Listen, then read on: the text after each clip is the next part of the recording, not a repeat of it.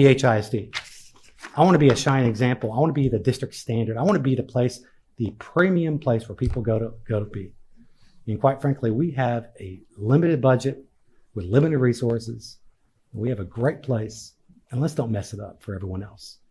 Yikes! That was a newly elected member of the board of the third largest school district in Texas, and soon to be fired guy, saying that black teachers are responsible for low test scores, and that the way to pull those test scores up would be to hire more teachers that, big quotes, look like us.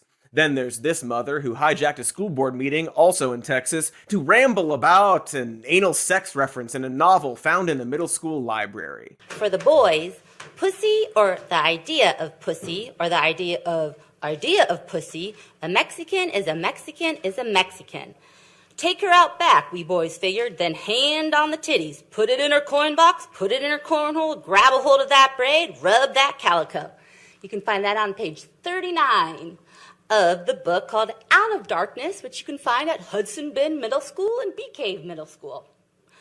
All right, not gonna lie, I had to Google cornhole because I have the game in the back of my yard. Coincidentally, the book in question, the 2015 young adult novel Out of Darkness, is about an interracial relationship between a black boy and a Mexican-American girl amidst the extremely racist backdrop of 1930s Texas. But I'm sure that had nothing to do with it being singled out as dangerous pornography. Also, not for nothing, but the book was not part of any curriculum. It was merely available in the school's library. You know what else is available in most school libraries in Texas? Mein Kampf. It's funny how that never gets brought up. Not enough anal sex in Mein Kampf, I guess. Anyway, you've seen the clips, countless infuriating clips of K-12 parents losing their turds over a fundamental misunderstanding of everything from critical race theory, a completely manufactured fake crisis you can watch us explain here, or click the thing, or whatever, or mask mandates, or, God forbid, the existence of LGBTQ people. CRT is not an honest dialogue. It is a tactic that was used by Hitler and the Ku Klux Klan on slavery very many years ago to dumb down my ancestors, so we could not think for ourselves. Your children and your children's children will be subjugated! No mask mandates. My children will not come to school on Monday with a mask on. All right? That's not happening. And I will bring every single gun loaded and ready to, I will call every... Okay, that's 3 minutes. Did that lady just threaten to shoot up a school if there was a mask mandate? The answer is yes. Fun fact, the board she was threatening there had already voted to make mask wearing optional. So like, what the f*** is happening here? Why are there so many conservative parents freaking the f*** out at school boards? What is so fucking scary about mask mandates in high schools or the terrifying prospect of diversity? Just watch this struggling alabaster tea kettle who screamed a bunch of disconnected nonsense in response to an equity statement by a Florida school board. One additional comment. The school board recently adopted an equity statement. Why? Your only job is education, not indoctrination. Attention board members. Our nation is a republic. We are the people. We have a voice. Our votes are our weapons, and we will use them in 2022 and beyond. We in the military, our blood, our sweat is the equity. It is courage, character, not color, not gender, that makes this nation great.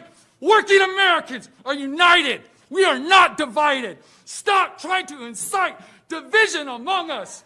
We are Americans first, and we will be free always! For reference, the statement that drove this man to slobberingly draw a line in the sand like a bloodhound with an art scholarship reads, in part, each student, regardless of race, ethnicity, poverty, disability, language status, undocumented status, religious affiliation, gender identity, and sexual orientation, will have access to the opportunities, resources, and support they need to imagine, nurture, and achieve their dreams. And that the board is committed to dismantling racism and other systems of oppression and inequity. You know, you gotta stop those dangerous ideas from infecting America's precious children. Sorry, again, precious White children. Come on, get it right. Okay. This recent spike in deafeningly ignorant parents' rights activists is partially a result of the line between Facebook parenting groups and anti-vax groups becoming very blurry during the pandemic. According to a study from George Washington University, Facebook's internal mechanics pulled parenting groups closer to COVID-19 misinformation by way of so-called wellness groups that purport to offer alternative healthcare solutions, but are actually vibrating rats' nests of disinformation. To wit, the study also found that these alternative wellness communities were subsequently exposing mainstream parents groups to fringe conspiracy theories, like government mind control programs executed via fluoride, chemtrails, and 5G towers. You know, the kind of wacky kazoo toots that land you a gig inspecting Alex Jones's toothbrushes for recording devices.